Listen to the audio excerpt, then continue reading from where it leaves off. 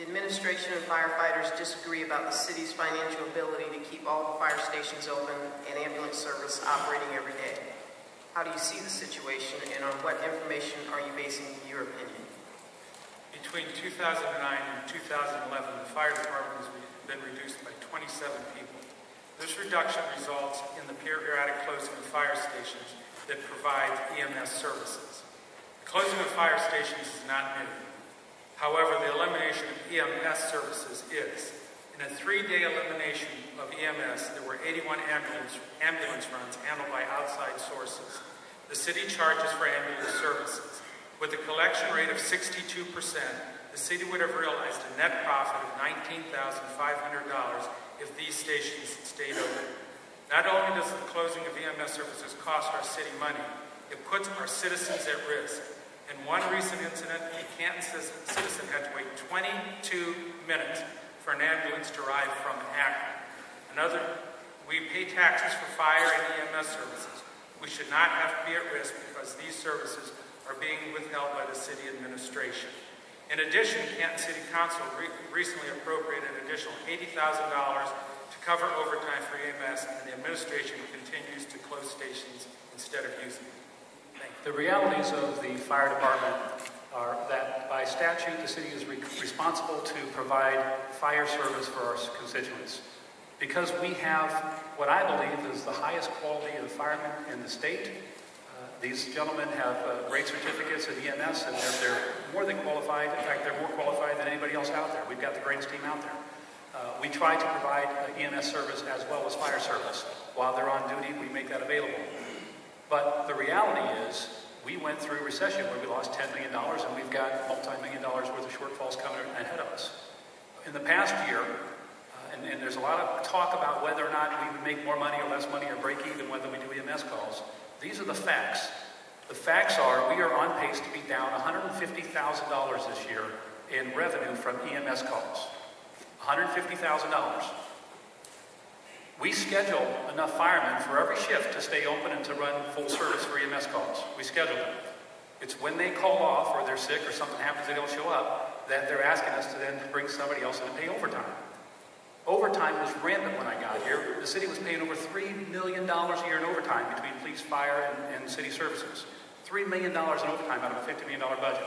That's not very good government. So we cut back on overtime. But if you look at this $150,000 shortfall, if we would have brought in firemen this year to fill those holes when they called off so that we could have guys available to do the EMS calls, we would be on pace to spend over $1 million in overtime to receive that $150,000 shortfall. Where's the $950,000 or the $850,000 going to come from? So that's the tough decisions that you have to make when you're in the mayor's office. You have to decide if we're going to spend an extra $850,000 to be able to provide EMS service, what am I going to cut? $850,000 worth of police officers? I'm not willing to do that. We schedule enough firemen to show up to cover that. When they don't show up, we have to close them. By the way, there are private ambulance services that we can use as backup. There are not private fire departments that we can use as backup. So we make sure we have enough firemen on duty, and if we have the luxury of providing EMS, we will.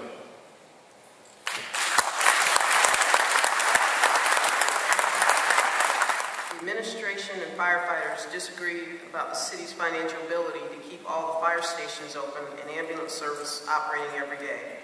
How do you see the situation, and on what information are you basing your opinion? I believe that the fire stations should not be closed.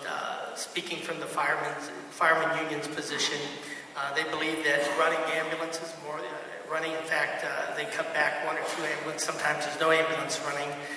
They state that if all the ambulances were permitted to run and those fire stations kept open, they could generate $1 million a year for positive cash flow for the city by keeping those ambulance stations open. And what that also happens to cause the city of Canton is the residents who may need emergency vehicles and ambulance assistance have to wait for an out-of-town ambulance service or private service to come in and handle what the city of Canton should be doing and what the citizens of Canton expect.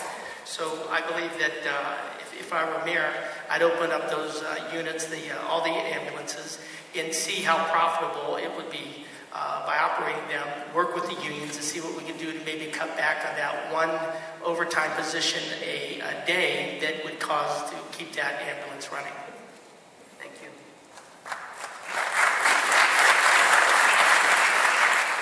Mr. Hart. In 2010, there was about 12,856 calls. When you look at those calls, the city was able to handle 9,958 of those. The rest had to go out to independent ambulance services, which meant a loss of revenue for the city. While we all realize that there is manning standards for each fire department, and again, due to vacation, sickness, those fire stations have to be closed. You cannot keep closing a fire station because of lack of overtime. In 2008, they had $877,000 of overtime. So far in 2011, $2,015,000 in overtime. And basically what happens is we are putting our residents at risk. If you have a heart attack, our paramedic units and the men and women that are working those are paramedics. They are certified to run the 12-lead cardiograms, which can automatically contact the hospital. Doctors can get the information right there. So when you get there, your problems are already diagnosed. They don't have the continuous positive air pressure machines, and these are the devices that are going to be helping to save your life. And again, running those extra units, paying for the overtime, the fire department can break even, if not make money for the city. Thank you.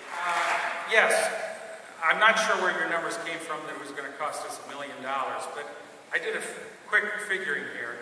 And that if year-to-date the fire department would have needed to hold 100 firefighters on overtime, 100 of them, would have been 2,400 hours, and that's at approximately $35 an hour plus 30% roll. Let's throw that in there too. The overall average of the overtime cost would have been approximately $1,100. So the year-to-date, the city would have expended $110,000, not $1 million. Thank you.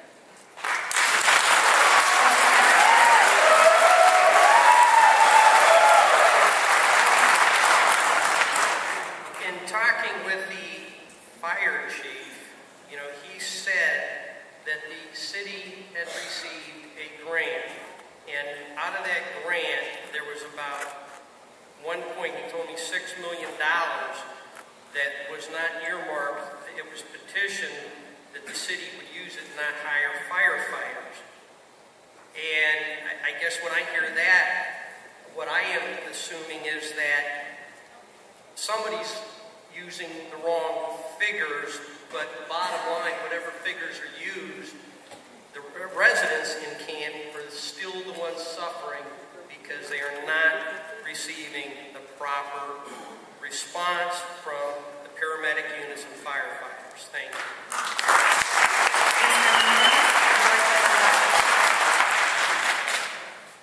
Thank you. The facts of the numbers are on file. We have monthly reports that go down to council. These documents are on file with council. The revenue that's brought in from EMS shows the shortfall of 150. And if you want to calculate properly, we have to pay. When a fireman calls off, we still have to pay that fireman their full salary. Then we have to pay a second fireman to come in and pay them overtime or time and a half on top of that. So you're paying 2.5 times the rate. So when you calculate these numbers, it's not just a regular rate. And again, these numbers are on file, and you can look at them. You can talk to the auditor. You can talk to the finance director. They calculate out, so you can talk to the chief. These are the facts. It costs far more to pay for overtime and keep those EMS running than the revenues that's generated from them. And somebody Please wrap up your rebuttal. Thank you. Somebody has to come up with the money. If you want us to pay for these things, you got to find the money that's going to pay for it.